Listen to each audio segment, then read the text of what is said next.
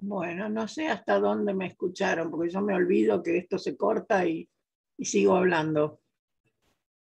Quería decirles que hay distintos tipos de amilasas.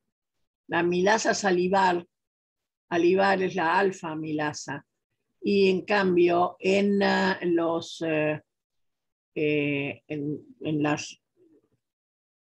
eh, en los vegetales tenemos una beta amilasa, que es la que genera en el proceso eh, de formación de malta, que después se usa, por ejemplo, para fabricar la cerveza, ¿no? Ahí es distinta la especificidad de la beta amilasa que la de la alfa amilasa. La beta amilasa actúa sobre los extremos no reductores del almidón y deja maltosa como producto de la hidrólisis. Y eso es lo que tenemos en lo que se utiliza luego para fabricar cerveza. Bien. Profe, le puedo hacer una consulta. En la digestión, cuando tenemos la dextrina y bueno, y la dextrinasa, ¿a qué sección de dónde saldría la dextrinasa? Porque la maltosa me doy cuenta, pero la dextrinasa, ¿cuál sería? De cuando la voy fraccionando al almidón. Bueno, ¿a qué llamamos dextrinasa? La dextrinasa, bueno, es la enzima, ¿no? Y las Exacto. dextrinas sería el Claro, las sustrato. dextrinas son moléculas más cortas que la cadena larga del almidón, o sea, de la amilasa, amilosa o de la amilopectina. ¿Mm? Particularmente en la amilopectina la tenemos, porque en la amilopectina lo que tiene son muchas ramificaciones, cosa que la amilosa no las tiene, es una cadena lineal. Entonces, la enzima va recortando para dejar cadenas intermedias en cuanto a el número de glucosas que contiene cada cadena. Perfecto, profe. Entonces se origina cuando es ramificado. En el caso de la amilopectina, sí. Pero hay Gracias. una dextrina también que viene de la amilosa. También hay una dextrina ahí que se llama dextrina límite, es decir, se hidroliza hasta cierto punto y después ahí ya no más. Ahí empieza a recargar moléculas de glucosa para volver a formar la amilosa original. Gracias, profe. Me había quedado eso de cuando estudiaba la parte de digestión. Uh-huh. Bueno, vamos, la celulosa la vamos a dejar para la próxima junto con lo que nos quedó de estos polisacáridos.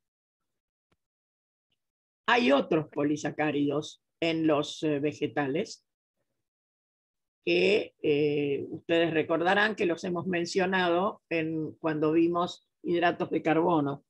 La inulina, por ejemplo, que es un polisacárido formado por fructosa. Son moléculas de fructosa y forma un polisacárido lineal. Y hay otros polisacáridos también que se encuentran en los vegetales. No vamos a entrar en eso porque se nos complicaría demasiado, pero sí vamos a dejar en claro lo que es la celulosa. Recuerden que en el caso de la celulosa son ciertos microorganismos que degradan la celulosa, bacterias, hongos,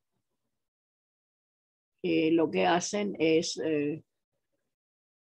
degradar las paredes de los vegetales. Las enzimas, en ese caso, son las celulasas. Y lógicamente las plantas sufren el ataque de esos patógenos, que es cuando las plantas se pudren, digamos. ¿Mm? Así que eso, bueno, lo vamos a ver después cuando veamos la biosíntesis también de la celulosa. Bien.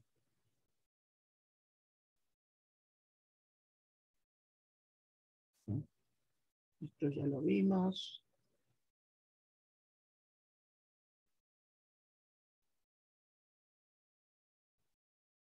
Les puse en la plataforma también un apunte de gluconeogénesis para que lo tengan por escrito también, además de haberlo escuchado y tenerlo en la grabación.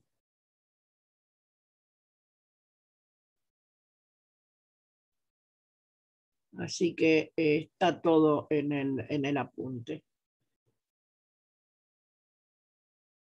Bien. ¿Alguna pregunta respecto a eso? De la gluconeogénesis. No, profe, gracias. No, profe. Bien. Entonces, ahí quedamos.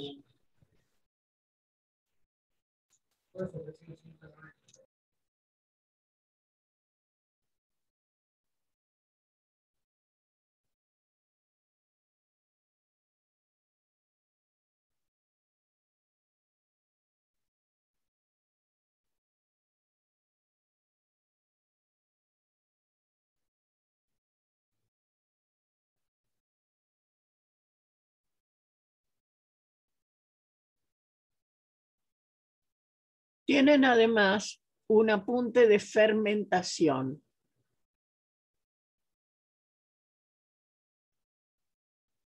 ¿Se ve en la pantalla? No, no se ve ahora. Quedó con la de la celulosa. No, exacto, quedó con la celulosa. Bueno, entonces, siempre me olvido de que tengo que cambiar de...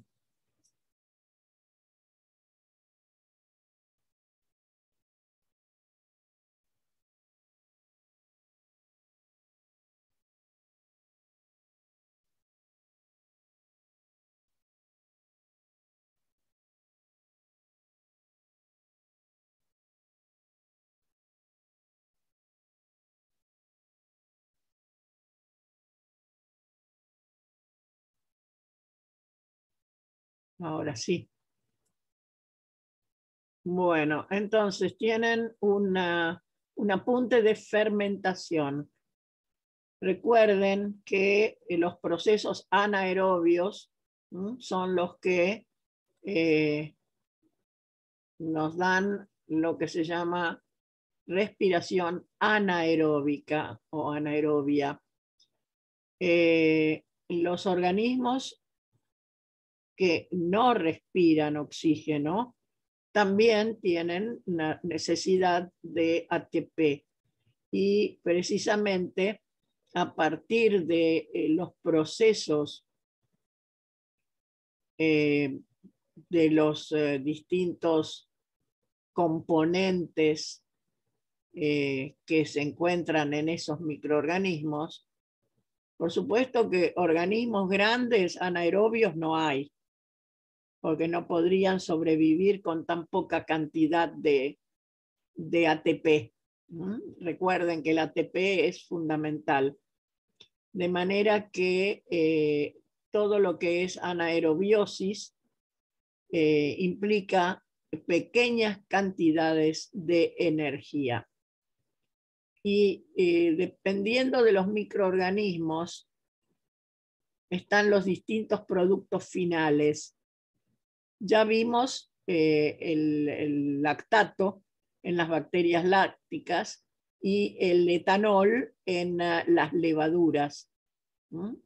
Así que ustedes van a ver en ese apunte que hay un cuadro donde están todos los distintos productos y los microorganismos que están produciendo esas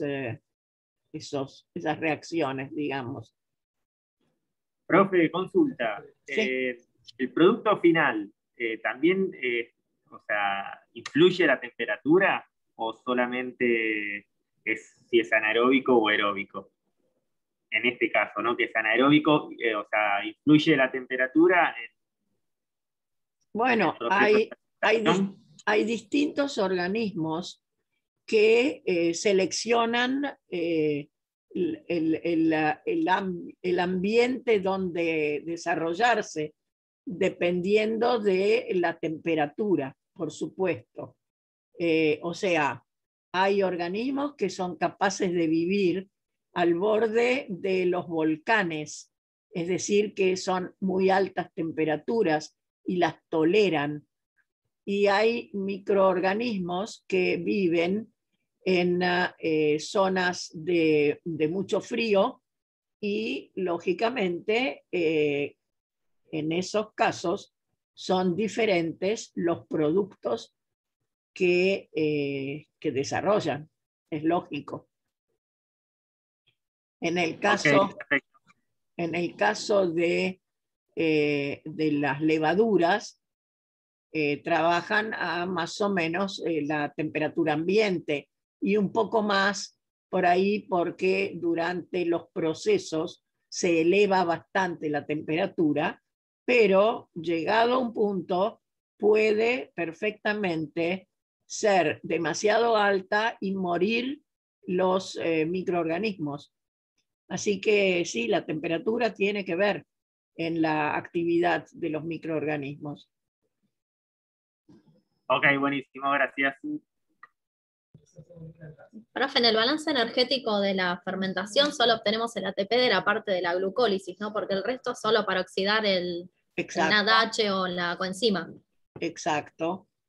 Bien. Y recuerden que en ese caso es la reducción del piruvato lo que permite la regeneración del NAD para que vuelva a la reacción de óxido-reducción de la glucólisis. O sea, es autoentretenido. El lactato o el etanol son los que permiten que se recomponga el NAD oxidado y pueda seguir en la glucólisis. Perfecto, gracias.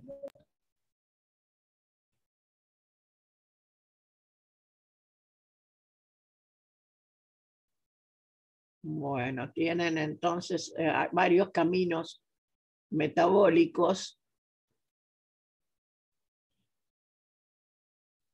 que son, por supuesto, hay distintos productos, el alcohol etílico, por ejemplo, y el ácido láctico, pero además, en algunos casos, hay moléculas más grandes, hay ácido propiónico, que es de 3 carbonos, hay butanol o butilenglicol, así que hay acetona, hay diferentes microorganismos que producen diferentes sustancias por fermentación. El alcohol butírico es una de ellas y el ácido butírico también.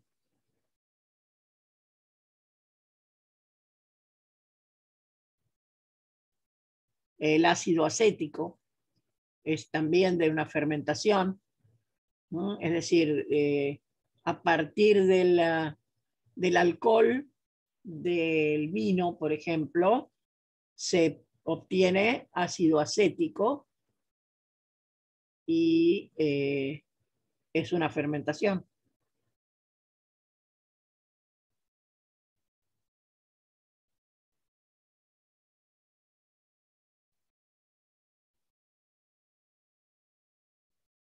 Bueno, tienen ahí todos los caminos en el apunte de fermentación.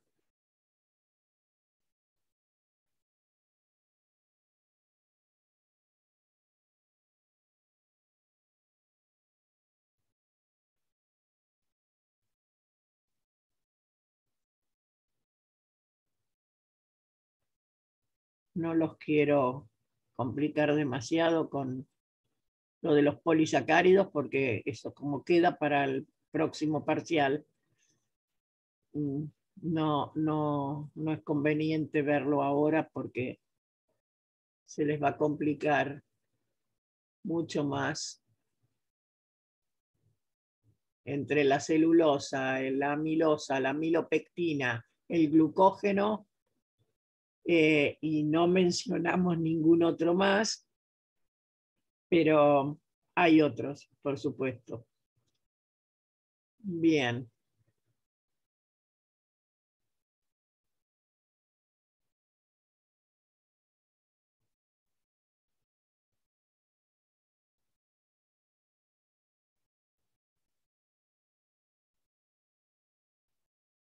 Muy bien.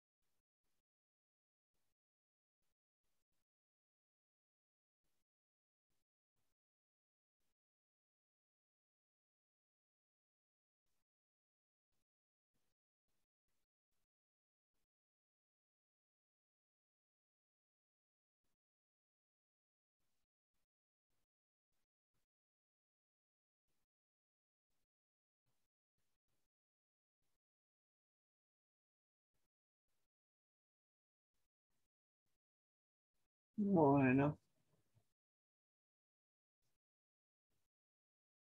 Quiero mostrarles cómo funciona la descarboxilación oxidativa del piruvato.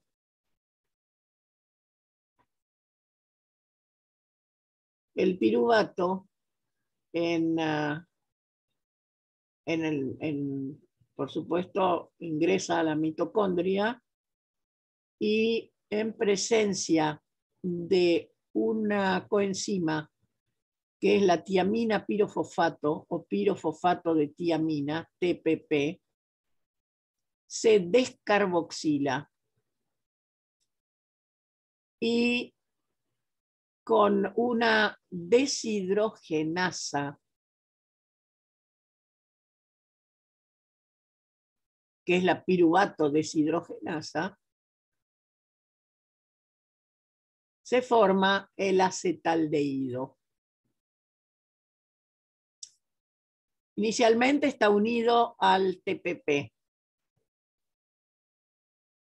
Y hay un intermediario que es el ácido lipoico,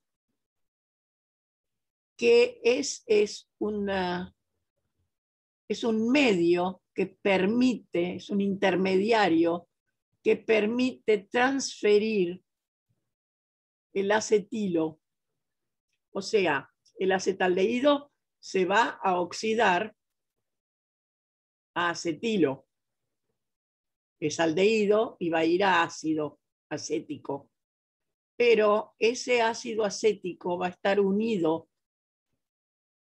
al intermediario que es el ácido lipoico. Ese ácido lipoico, entonces, lo que va a hacer es, como tiene una unión de alta energía, es transferir el acetilo a la coenzima A. O sea, no es directo.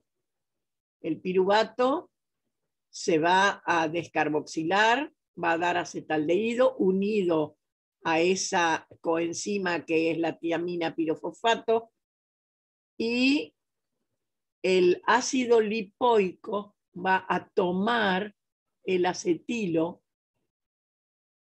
se va a formar el acetil lipoico, y ese ácido lipoico le transfiere el acetilo a la coenzima A para formar acetilcoenzima A. Por supuesto que el ácido lipoico había quedado reducido, se tiene que volver a oxidar. Y ahí ingresan el NAD, el FAD, etc. Pero lo que nos interesa fundamentalmente es que el piruvato, en presencia de la tiamina pirofosfato, se descarboxila. Y después el acetaldehído se oxida a acetilo. El intermediario que transfiere ese acetilo a la coenzima A es el ácido lipoico. Eso es lo que en resumidas cuentas queda. Estamos, piruvato con la tiamina pirofosfato se descarboxila y se forma el acetaldehído. Ese acetaldehído va a oxidarse a acetilo, y el intermediario que va a retener el acetilo es el ácido lipoico. Y luego ese ácido lipoico le transfiere el acetilo a la coenzima A, formando una unión de alta energía que es el éster tiólico de la acetilcoenzima A. Por eso esa reacción no es reversible. Es bastante complicada y no se puede revertir. Bien. Hasta ahora hemos visto reacciones de la glucosa que son específicas, donde tenemos que el producto es el piruvato, o en última instancia la acetilcoenzima A, etc.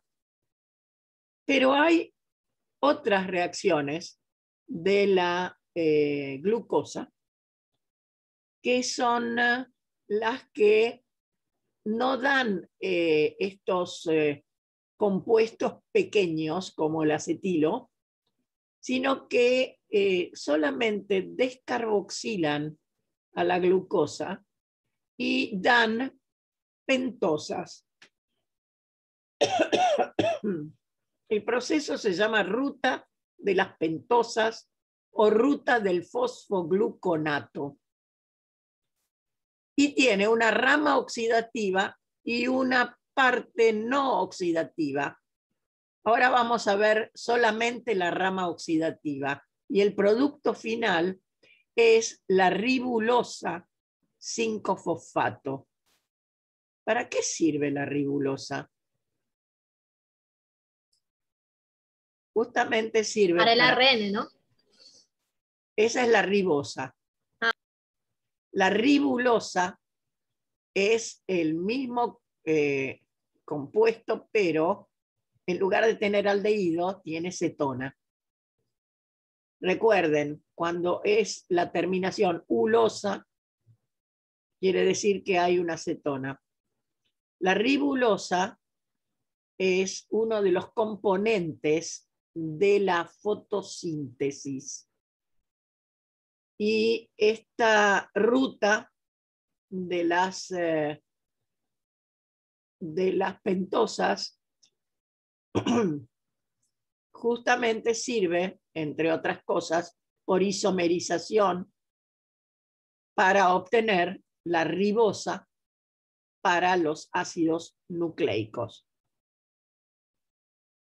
El proceso es relativamente simple. Tenemos el aldehído que en presencia del NAT-fosfato va a dar el ácido glucónico, es decir, que como tiene un fosfato en el carbono 6, es el 6-fosfogluconato. Ese 6-fosfogluconato con otra molécula de NAT-fosfato ahí se va a oxidar el carbono. Fíjense, este es el carbono 1. Carbono 1, carbono 2, carbono 3. Se va a oxidar el carbono 3 y se va a romper la molécula, perdiéndose el dióxido de carbono del ácido que estaba en carbono 1. Y ahí tenemos la pérdida de dióxido de carbono. Y lo que queda es una molécula que retiene el carbonilo en el carbono 2, pero son 5 carbonos, ya no son 6. Es decir, es una pentosa, en este caso tiene el carbonilo en carbono 2, pero se puede isomerizar a carbonilo en el carbono 1, que podría ser, por ejemplo, la ribosa para los ácidos nucleicos. Esta ruta justamente sirve para alimentar los procesos de síntesis de ácidos nucleicos. Y algunas otras más que no las vamos a ver ahora porque son un poco más complicadas, pero las vamos a ver la semana próxima después del parcial. Fundamentalmente son 2 oxidaciones.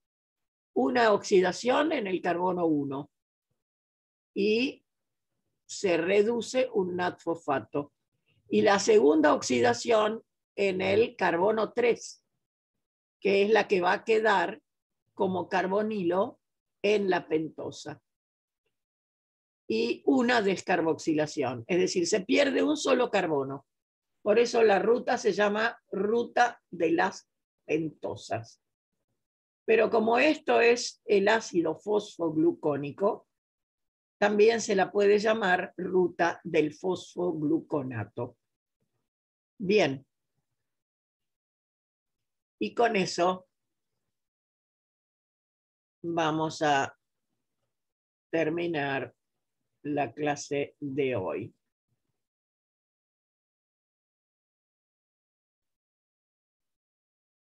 Tenemos unas cuantas cosas más que tenemos que ver.